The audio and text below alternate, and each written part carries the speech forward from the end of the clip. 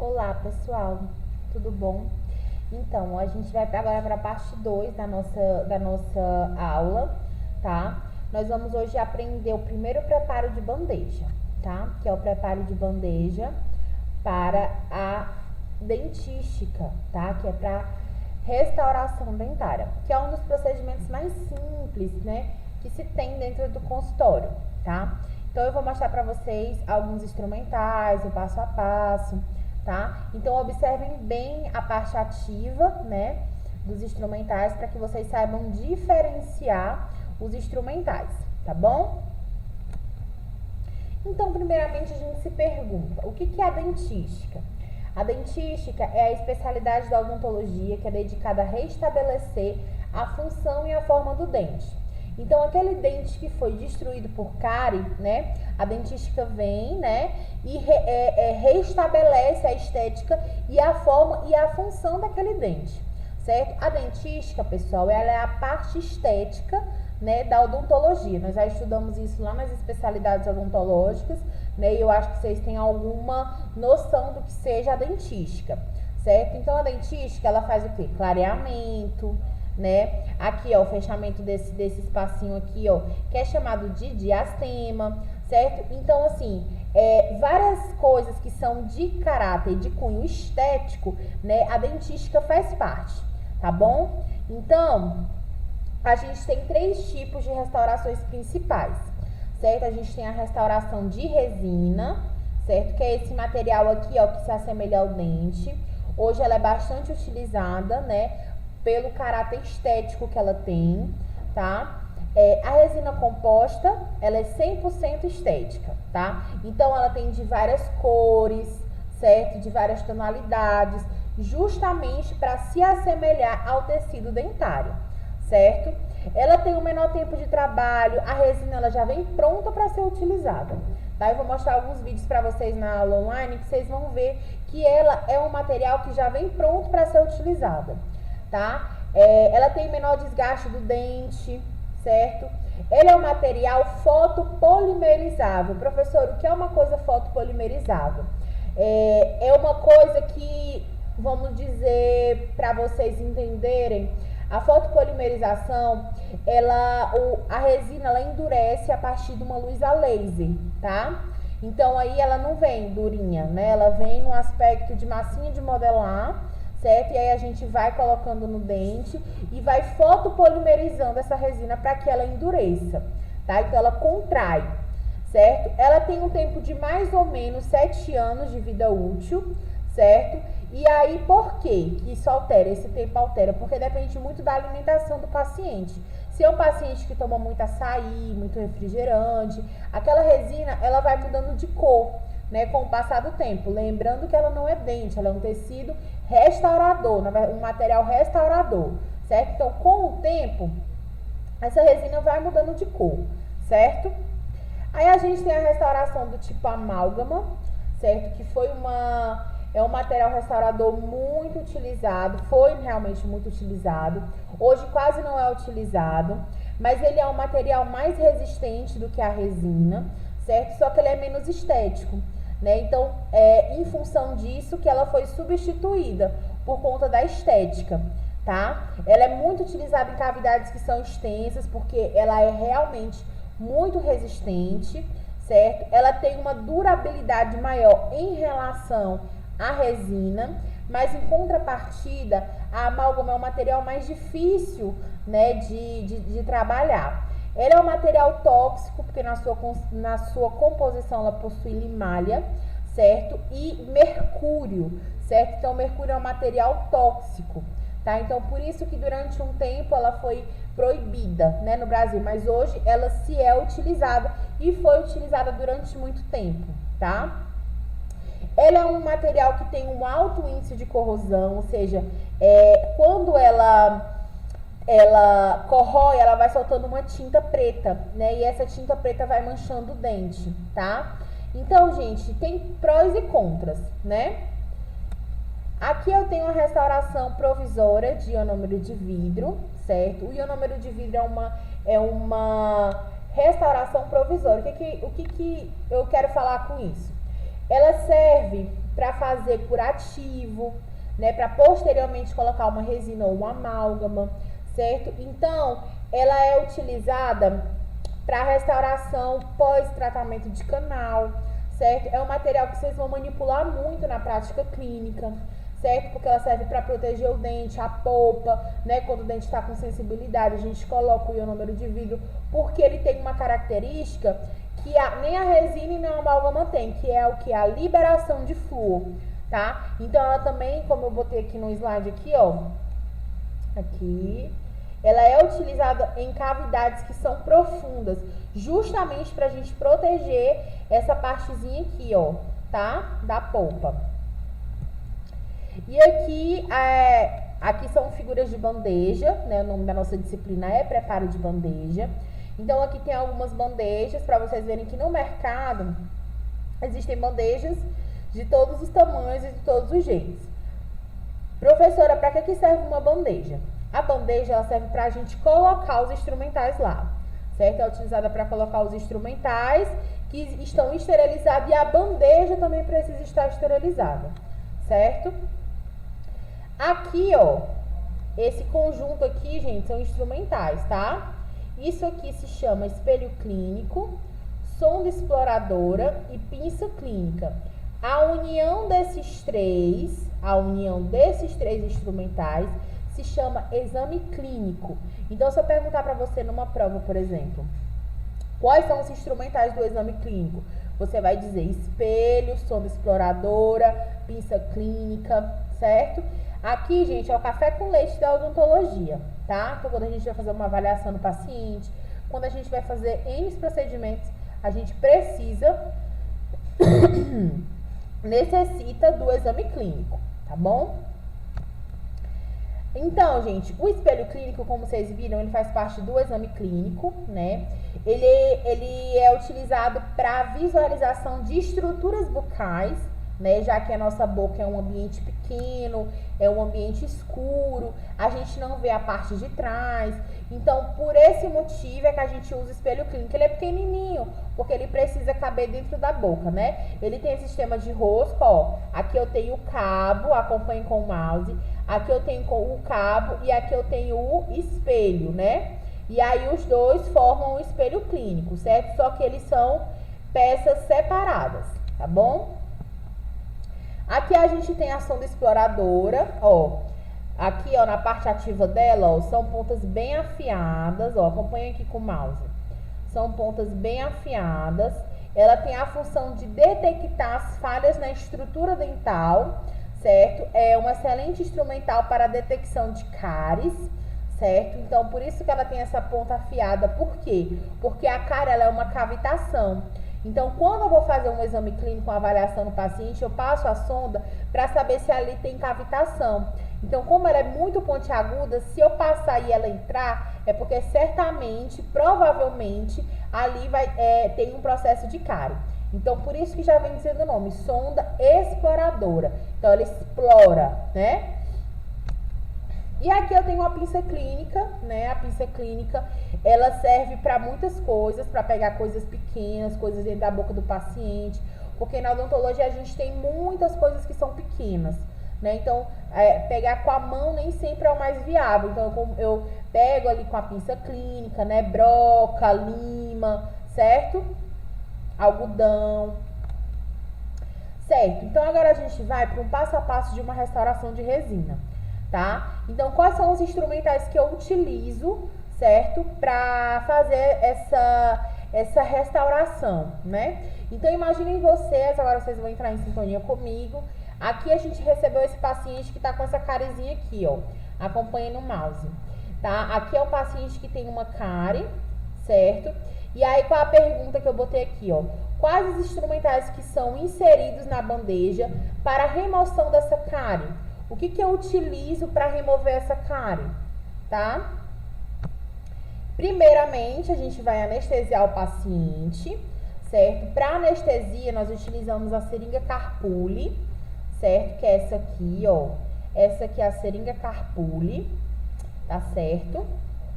A seringa Carpuli sozinha ela não anestesia o paciente. Ela precisa de duas coisas. ela precisa de uma agulha e de um anestésico, certo? Olha aqui, ó. Esses aqui, ó, são os tubetes anestésicos que são colocados dentro da seringa Carpuli, certo? Dessa forma aqui, ó. Tá vendo aqui é uma seringa Carpuli, aqui, ó, abre. É como se fosse eu estivesse carregando um cartucho, tá? E aí eu coloco aqui, ó, o anestésico, certo? Aqui, ó, e aqui nessa parte aqui, ó, nessa parte aqui eu coloco a agulha. Eu vou enroscar a agulha, tá, gente? Ó, na aula do Zoom vou mostrar o vídeo pra vocês da seringa Carpuli, tá? Aqui, ó, eu vou rosquear, certo? Essa parte aqui, na seringa Carpuli aqui, ó. Ó, aqui, ó, ela tem uma rosquinha exatamente pra encaixar a agulha, tá? Pesquisa no YouTube montagem, tá? Da seringa Carpuli.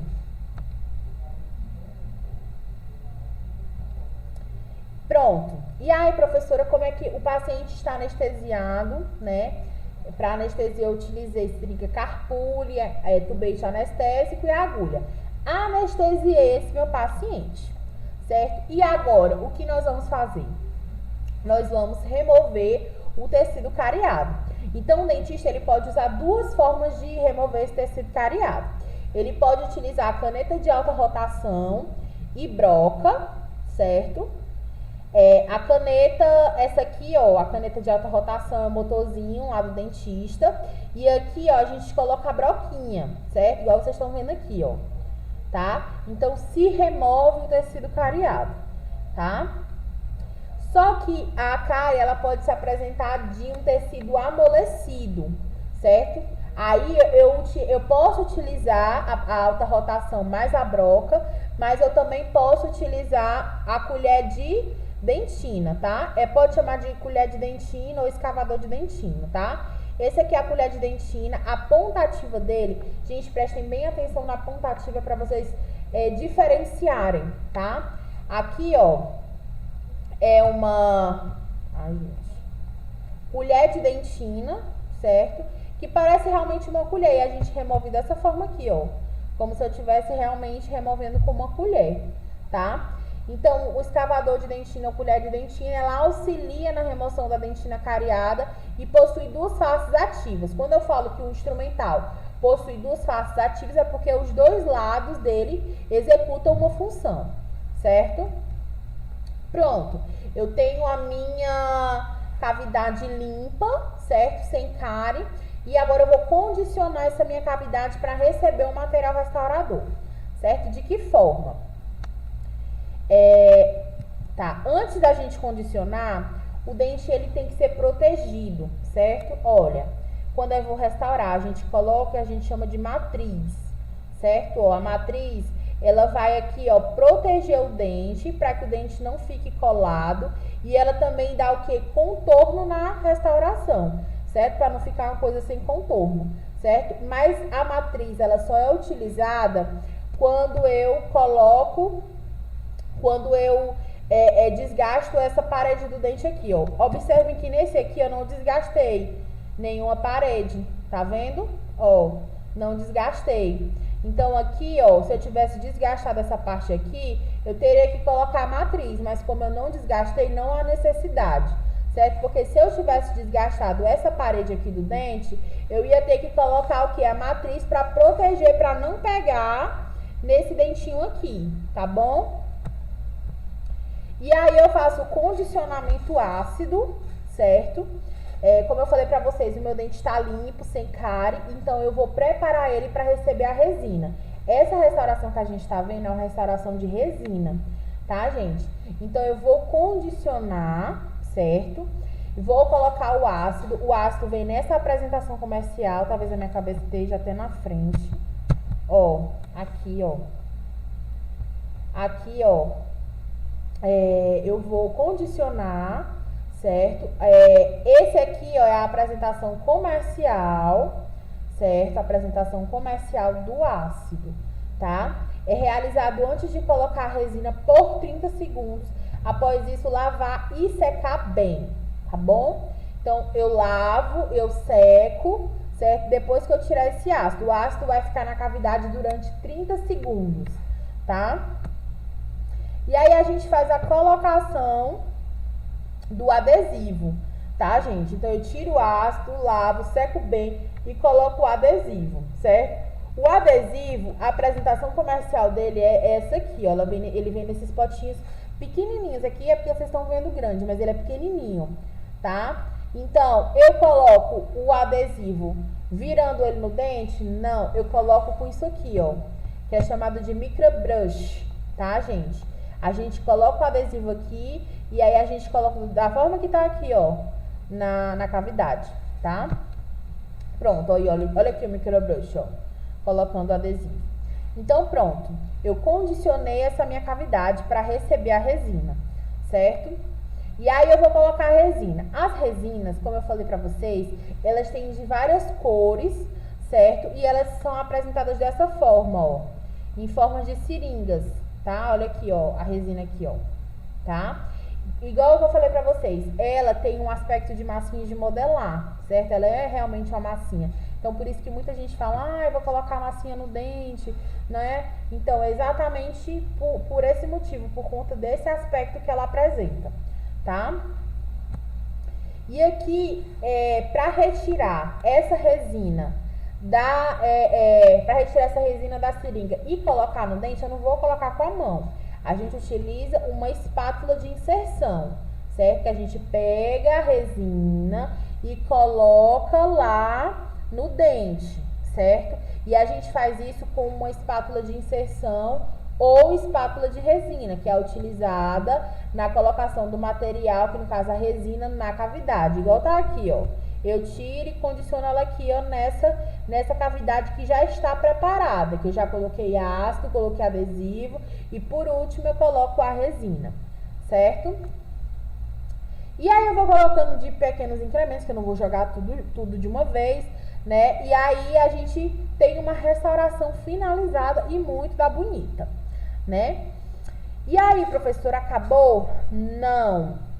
Por quê? Porque eu posso ter colocado um excesso de resina, certo? Ou essa resina fica áspera. Então, eu preciso fazer o que nós chamamos de acabamento e polimento. Então, para fazer o acabamento, certo? O acabamento, eu vou utilizar tiras de lixa.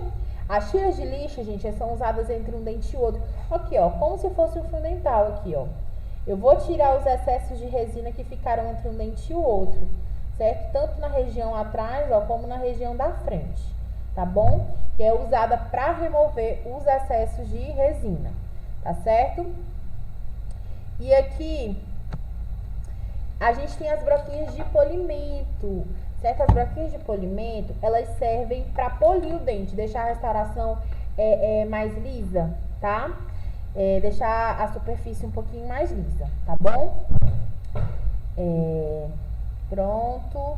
E a gente tem as broquinhas de acabamento. As broquinhas de acabamento é quando eu boto o excesso demais, né, de resina. Então, para retirar aquele excesso, ou seja, o paciente não consegue morder, né? O paciente não consegue morder, a restauração tá alta, que a gente chama, e aí a gente bota e desgasta um pouquinho. Ela é fácil de identificar porque ela tem essas tirinhas coloridas e elas têm essa granulação aqui, ó, que fica mais fácil, né, de identificar, tá bom? Pronto, agora a gente vai para o preparo de bandeja para restaurações de amálgama, tá? O amálgama, ele é pouco utilizado, certo? Ele é bem pouco utilizado, mas ele ainda é utilizado. Então, eu vou pincelar aqui para vocês um pouquinho, embora eu acho que vocês não vão ter muito contato, né, com a amálgama, mas eu vou passar aqui para vocês, tá? O amálgama, a apresentação comercial dele é em forma de cápsula, certo? Ele vem nessas cápsulazinhas e aí ele é triturado, certo? Nesse aparelhozinho aqui, ó, certo? Chamado de amalgamador, tá? E aí ele é triturado e ele vira uma pastinha, ó. Ele dentro dessa cápsula em forma de pó, para ele virar uma pastinha, ele tem que passar por esse aparelho aqui, chamado de amalgamador, e aí é triturado e ele vira uma pastinha da forma que tá aqui, certo? Aí a gente coloca no pote DAPEN, certo? Esse potinho aqui é chamado de pote DAPEN, tá? Por quê? Porque eu já tirei da cápsula. Eu tiro da cápsula e coloco aqui no pote DAPEN. E aí, para tirar a amálgama do pote DAPEN, a gente usa o porta-amálgama, tá? O porta-amálgama é esse aqui, ó, tá? E ele serve justamente para pegar o amálgama que tá no pote DAPEN e colocar no dente, tá?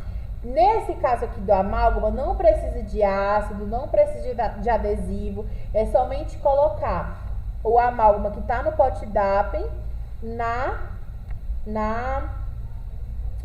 cavidade, tá? Aqui, ó, já tirei a cárie, já tá bonitinho, tá? Já tá colocada a matriz, ó, que eu expliquei pra vocês a matriz, tá bom? Aqui são os condensadores, gente. Eu vou agora espalhar, porque eu só coloquei o amálgama, mas eu preciso espalhar esse amálgama, certo? Então, eu espalho esse amálgama com o condensador. O condensador, ele tem vários tamanhos, ó. Por quê? Porque depende muito da cavidade, certo? Ele é utilizado para condensar o amálgama, espalhando ele por toda a cavidade. Depois eu vou esculpir esse dente, né? Porque ele precisa ter forma. Não adianta só colocar, pá, o material restaurador lá. Eu tenho que esculpir. Então, os esculpidores, ó, é bem fácil de identificar, porque eles têm essa setinha aqui, ó, tá? Que eles são utilizados para fazer a escultura do dente. Aí a gente tem o brunidor, certo, gente? O brunidor tem essa bolinha, ó. Essa bolinhazinha aqui, ó, no porta, ou na parte ativa. Proporciona uma superfície mais lisa, né? Aumenta a dureza, né, da restauração, porque ele veda. Não pode ficar um espacinho entre a restauração e o dente, tem que estar tudo vedado, porque senão a restauração infiltra, tá? Então, ele serve para deixar a restauração um pouco mais lisa, tá? Aí aqui tem um acabamento e polimento que eu utilizo também tiras de lixa, só que a diferença da tira de lixa da resina pro amálgama é que é tira de lixa de aço, tá? E aqui também eu tenho broquinha de polimento, tá? Aqui eu tenho broquinha de polimento que é utilizado, certo? Também para polir, né? Esse dente, não deixar ele áspero, tá? Então, a gente viu amálgama e agora restauração de ionômero de vidro, tá? O ionômero de vidro, gente, diferente, ó, a resina vem em forma de seringa, o amálgama vem em forma de cápsula e o ionômero de vidro em forma de pó e líquido, tá? Ele é manipulado na plaquinha de vidro, ó, porque ele é uma mistura, né, de pó e líquido, certo? Então, todo material, gente, da odontologia, que é pasta com pasta, pó e líquido, tudo é manipulado em cima da placa de vidro, tá? E aí, pra manipular em cima da placa de vidro, a gente não vai manipular com a mão, né? A gente utiliza o quê? Uma espátula 24, ó, é uma espátula grande, bem fácil de ser identificada, tá? Ela é maleável, ela justamente serve pra gente fazer essa manipulação, tá?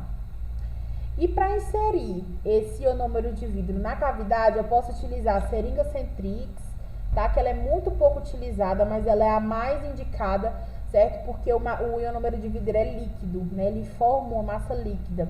Então, para pegar com a espátula de inserção lá da resina, é um pouquinho mais complicado, mas o mais indicado é com a seringa Centrix, né? Mas como vocês vão ter pouco acesso à seringa Centrix,